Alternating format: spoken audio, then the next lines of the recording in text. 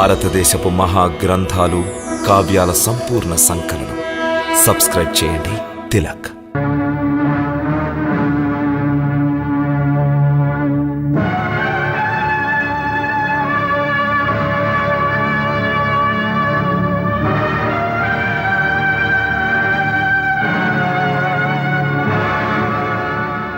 అరే చూడండి, ఈ బ్రాహ్మణ కుమారుడికి ఏమైందో. ఏమైనా గాని మంచి ఉత్సాహవంతుల్లా ఉన్నాడు. ఇతన్ని చూస్తుంటే ఆత్మవిశ్వాసం కలవడనిపిస్తోంది. ఇతని శరీరము శోభాయమానముగా ఉన్నది. బ్రాహ్మణుడైన నేమి ఒక బ్రాహ్మణుడు క్షత్రియ కన్యను చేపట్టవచ్చు. శాస్త్రం దీనికి అనుజ్ఞనిస్తున్నది.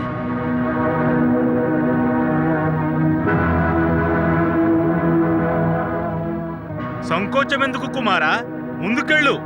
ద్రుపద మహారాజు గారి చింతను దూరం చెయ్యి.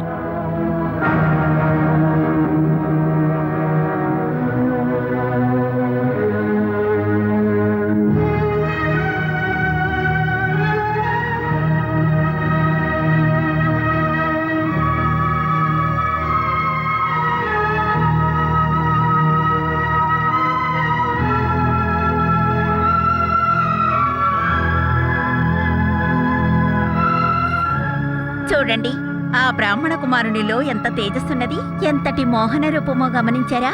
అతడే సఫలుడవుతాడు అనిపిస్తోంది.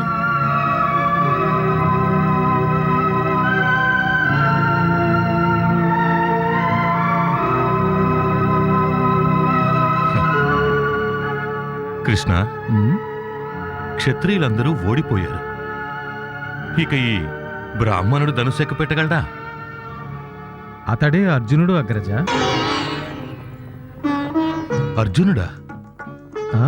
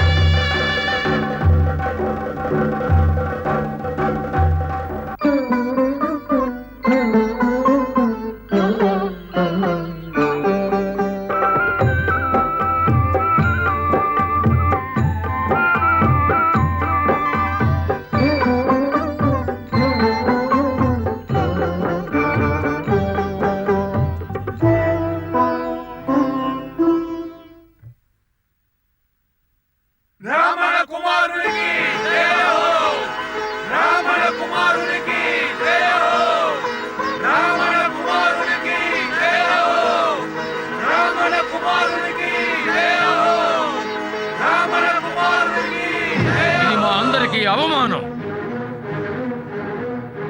ఈ బ్రాహ్మణుడు మమ్మల్ని అందరినీ తిరస్కరించాడు. ఇతడు మోసగాడు.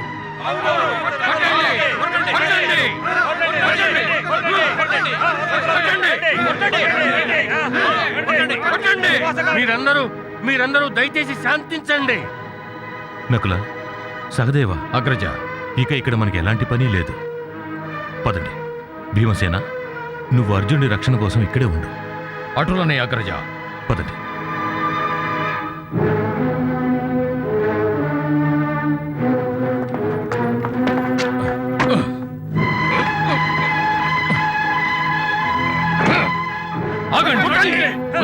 వదిలేయండి. ఈ రాకుమారి క్షత్రియ పురుషుణ్ణి వరించినట్టయితే ఈమెనే దహించి వేయండి. మీరందరూ దయచేసి శాంతించండి. ఒక బ్రాహ్మణుని వధించడం అనుచితం. ఏది ఉచితమో ఏది అనుచితమో మాకు బాగా తెలుసు. ముందు మేము నీతోటి తలబడతాం. కొట్టండి.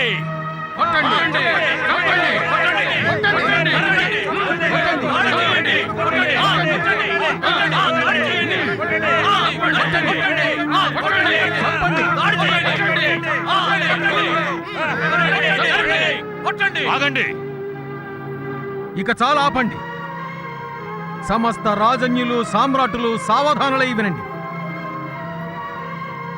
ఈ తేజోవంతుడైన కుమారుడు ధర్మబద్ధంగా తన వీరత్వాన్ని ప్రదర్శించి ఈ పేరోలగన్లో ద్రౌపదిని తన బాహుబలంతో గెలుచుకున్నాడు. అందువల్ల ఇతనితో యుద్ధం చేయడం అనుచితం. అవును, మీ అందరికీ అవకాశం ఇవ్వడం జరిగిందిగా. ఏ క్షత్రియ వీరుడు సఫలుడు కాలేకపోయాడు. అప్పుడు ఈ బ్రాహ్మణ కుమారుడు లక్ష్యాన్ని ఛేదించాడు. ఇప్పుడిక మీ అందరికీ సమస్య ఏంటి? అయినా ధర్మశాస్త్రం ఈ సమయంలో యుద్ధాన్ని అనుమతించదు. ధర్మమా? మీరా ధర్మం గురించి మాట్లాడుతున్నది? ధర్మం గురించి చాలే, ఊరుకోండి. మీ గురించి మీ ధర్మాన్ని గురించి మేము బాగానే తెలుసుకున్నాం. యదువంశీయులారా, మీరు అనవసరంగా దీనిలో కలుగు చేసుకోకండి. లేకుంటే ఏమిటి? లేకుంటే ఏమి చేయగలవు ఈ కుమారుణ్ణి? ఎవరైనా ఒక్క అడుగు ముందుకు వేశారంటే ముందుగా మాతో యుద్ధం చేయాల్సి వస్తుంది.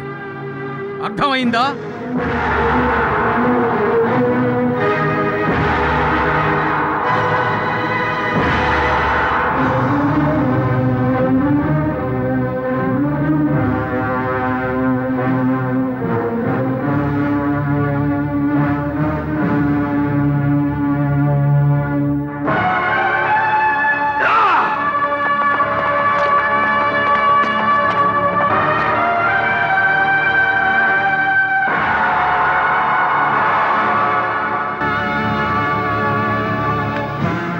వీరధనుర్ధర, నీవు నిర్భయుడవై రాకుమారి ద్రౌపదిని తీసుకువెళ్ళు.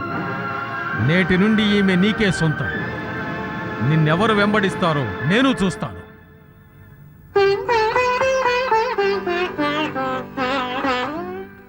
నేడు మీరు మా ప్రాణాలను రక్షించారు. అందుకు నేను మీకు ప్రణామం చేస్తున్నాను. జీవితాంతం నేను మీకు రుణపడి ఉంటాను కేశవ. జీవితాంతం.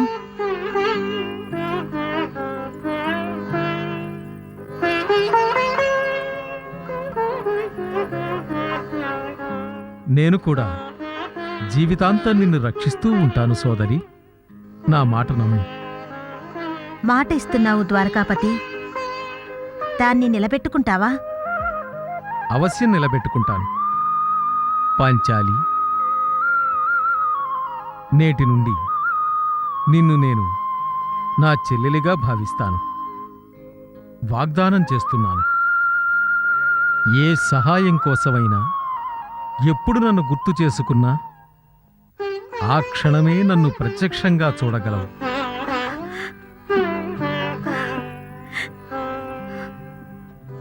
సౌభాగ్యవతీ భవ.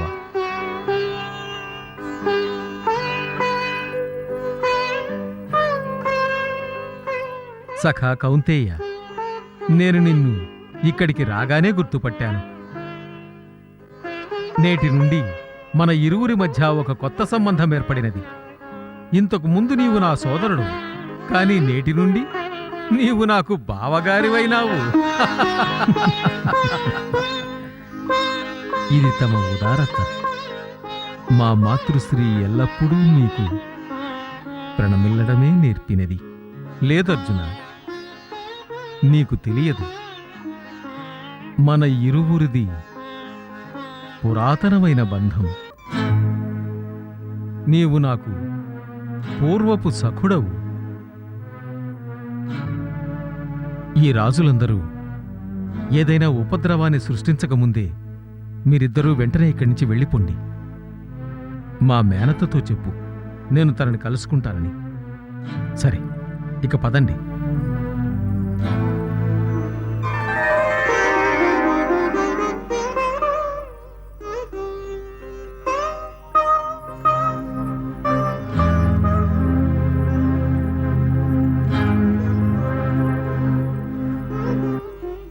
కుమారా, వారి వెంట వెళ్ళు.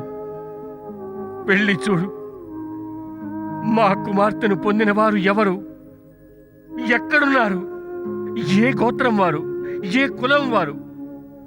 ఒక సోదరుడవైనందుకు ఇది తెలుసుకోవడం నీ కర్తవ్యం. వెళ్ళి చూడు, వాళ్ళెవరో తెలుసుకో. తమ ఆజ్ఞ తండ్రి. ఆగు. ఎందుకింత అధైర్యపడుతున్నారు మహారాజా? ఒక శౌర్యవంతుడికి ఏ జాతి ఉండదు, అతనికి ఏ కులమూ ఉండదు.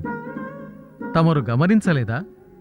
ఉదయించే సూర్యుని వలె ప్రకాశించుచున్న అతని ముఖారవిందమును అతడే పరిచయం చేసుకోబోయాడుగా. అతడు ఖచ్చితంగా ఏదో ఉన్నత కుల సంజాతుడే అయి ఉంటాడు. తమరు చింతించవలదు.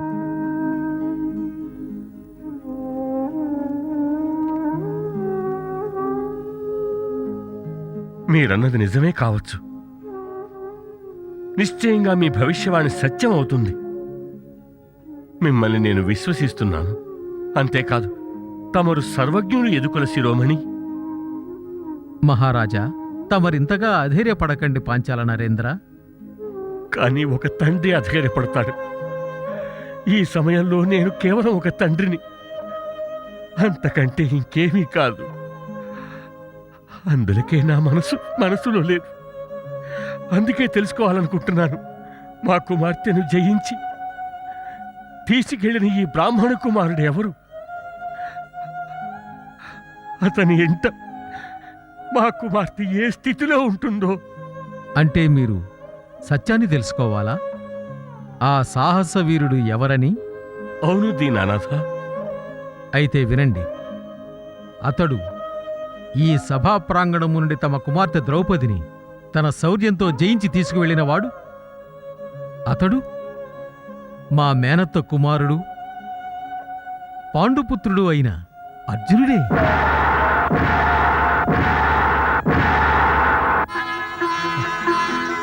అర్జునుడా?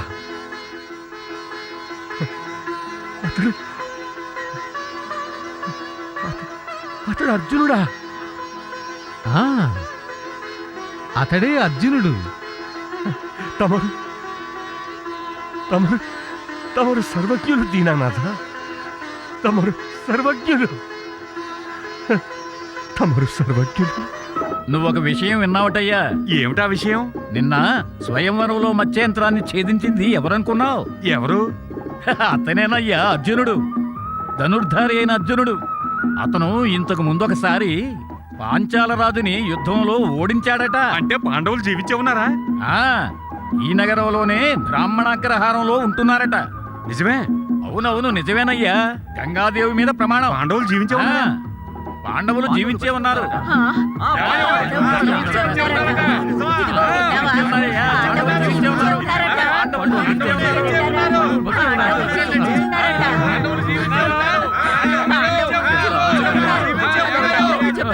పాండవులు జీవించే ఉన్నారు.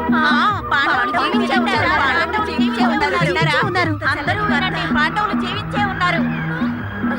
అందరూ మరణించారనుకున్న పాండవులు జీవించే ఉన్నారట. పాండవులు జీవించే ఉన్నారట. పాండవులు జీవించే ఉన్నారట. విన్నావా? ఎంత చల్లని వారు. పదంటారా అందరికీ చెప్దాం. పాండవులు జీవించే ఉన్నారు.